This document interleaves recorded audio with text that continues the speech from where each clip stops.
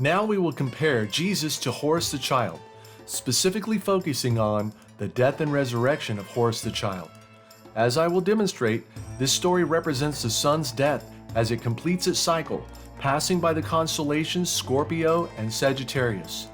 The death and resurrection of Horus the child is recorded in the Metternich Stela. In the book, an anthology of sacred texts by and about women, Serenity Young summarizes the story. Isis briefly leaves Horus alone to go to a town for food. When she returns, he has been killed by the sting of a scorpion. Isis weeps and laments, but with the help of her sister Nephthys and the god Thoth, Horus is restored to life. Young continues by giving further details of the narrative. They found where he was, and a scorpion stung him, and the slayer of the heart had stabbed him.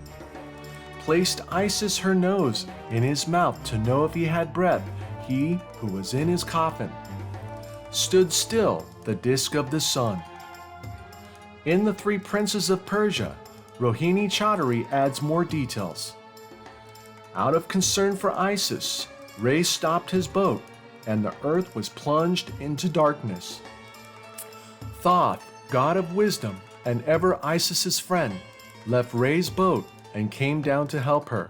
He uttered powerful spells over Horus and threatened that the earth would stay dark forever unless Horus came back to life.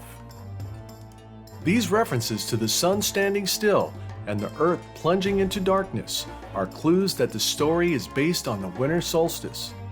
The concept of darkness is mirrored in the crucifixion of Jesus, where there was darkness over the land. This graphic illustrates the details of the story, where Horus the child represents the sun traveling along the ecliptic. He is stung by the scorpion Scorpio and stabbed by the archer Sagittarius before being placed in Ophiuchus, the coffin. Finally, he is resurrected as the sun begins a new cycle. Similarly, in the story of Jesus, we see him being kissed by Judas in the Garden of Gethsemane.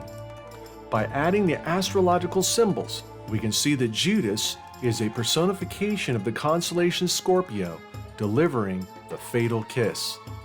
The sting of the scorpion is often referred to as the kiss of death because the sting leaves two bumps resembling a pair of lips. Sagittarius is personified as the Roman soldier who pierces Jesus with a spear.